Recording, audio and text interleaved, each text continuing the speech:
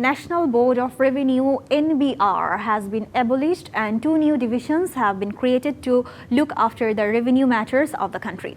An ordinance in this regard was issued on Monday midnight with strict secrecy. The two divisions has been named as Revenue Policy and Revenue Management. The interim government has issued the much-discussed Revenue Policy and Revenue Management Ordinance, ignoring the opinions of BCS Income Tax and Customs cadre officers.